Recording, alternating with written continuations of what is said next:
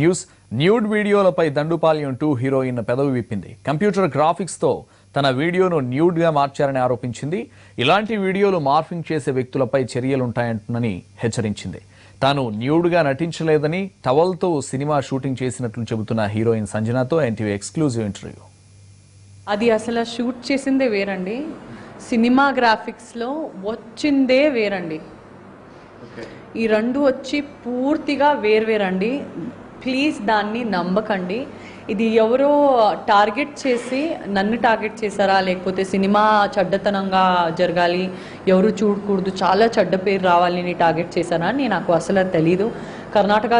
కర్ణాటకలో last 3 days నుంచి headlines ఇది ప్రతి ఒక్క ఛానల్ని ఫేస్ చేసి స్పష్టంగా మాట్లాడి చాలా గట్టిగా క్లారిటీ ఇస్తున్నాను. సో ఇలా ఒక సందర్భం ఎవరితో అయినా జరగొచ్చండి.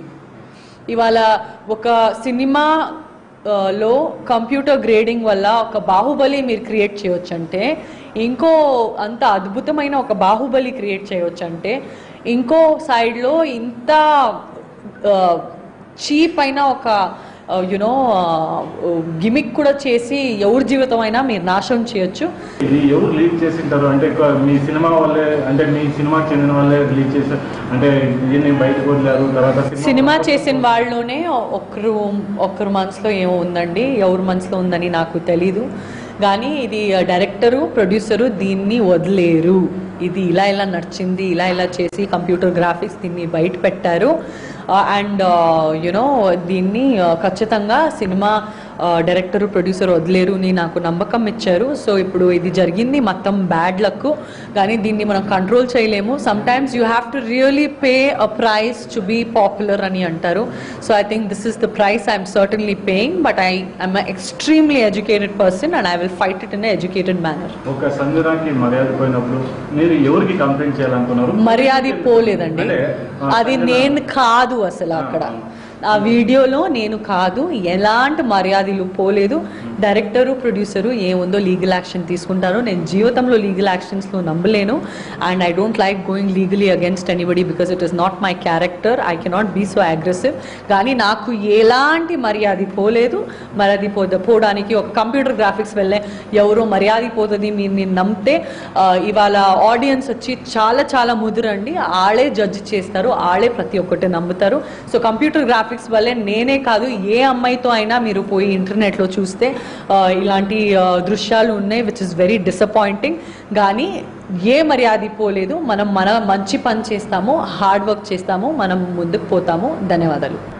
పూజా గాంధీ నా ఫ్రెండ్ కాదండి, అండ్ నాకు అలాంటి ఫ్రెండ్ అవసరం లేదు. మన మధ్యలో ఏదో నడిచింది, నేను బెస్ట్ ఫ్రెండ్గా అనుకున్నాను. కానీ తను అనవసరంగా పోయి ఫేస్బుక్లో ఏదో కిడ్డిష్ పోస్టులు పెట్టింది.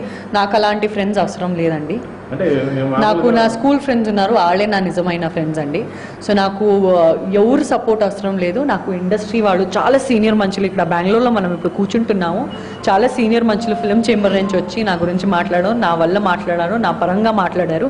సో వాళ్ళ ముందు నాకు వేరే ఎవరు అవసరం లేదండి. ఇది కోల్డ్ వార్ కాదండి, స్ట్రైట్ వారే నడుస్తుందండి. లేదు, అలాంటి ఏం లేదు. నేను బెస్ట్ ఫ్రెండ్గా నమ్మాను. బెస్ట్ ఫ్రెండ్గా ఇండస్ట్రీలో ఫ్రెండ్స్ చేసి నమ్మడం చాలా తప్పని తను నాకు నేర్పించిందండి. కానీ పూజా గాంధీ గారు పార్ట్ 1లో అర్ధనగ్నంగా కనిపించడం సీన్స్ అన్నీ ఉన్నాయి.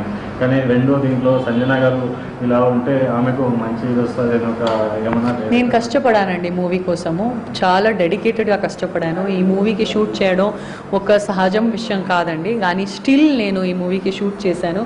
ఒక విలేజెస్లో ఉండొచ్చు, అసలు ఆ రోడ్ల మీద కూర్చొని ఉండొచ్చు, చాలా కష్టంగా అసలు హ్యాండ్ శానిటైజర్లు వాడి హ్యాండ్స్ మండిపోయినాయి ఆ కెమికల్స్తో.